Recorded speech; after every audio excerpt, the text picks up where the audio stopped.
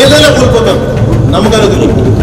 ఆశయాలతో చూశాను నన్ను ఇప్పుడు రాజకీయ చూపిస్తాను. దెబ్బ తీయకపోతే అధికార మదంతో ఒళ్ళు బలిసి కొట్టుకుంటున్న వైసీపీ అనబడే మహిషానికి కొమ్ములు ఇరగొట్టి కింద కూర్చోబెట్టి వచ్చే ఎన్నికల్లో సరికొత్త ప్రజాప్రభుత్వాన్ని స్థాపిస్తాం. వైసీపీ వ్యతిరేక ఓటుని చీల్చే ప్రసక్తే లేదు. ఆంధ్రప్రదేశ్ రాష్ట్ర బాధ్యతని పవన్ కళ్యాణ్ తీసుకుంటాడు, జనసేన తీసుకుంటాడు. ఎక్స్పెరిమెంట్స్ చెయ్యం, అసెంబ్లీలో అడుగు పెట్టే విధంగానే ఉంటుంది మా ప్రణాళిక. పవన్ కళ్యాణ్ తో సహా అందరూ ఏ అభ్యర్థులు నిలబడతారో అందరూ గెలిచే తీరాలి.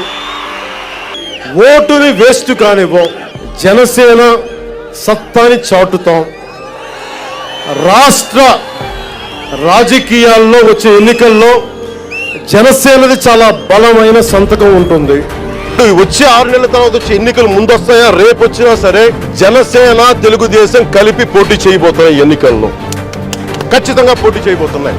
ఖచ్చితంగా భారతీయ జనతా పార్టీ దీనికి కలిసి వస్తుందని నేను సంపూర్ణంగా విశ్వసిస్తున్నాను, నమ్ముతున్నాను. అదే జరుగుతుంది.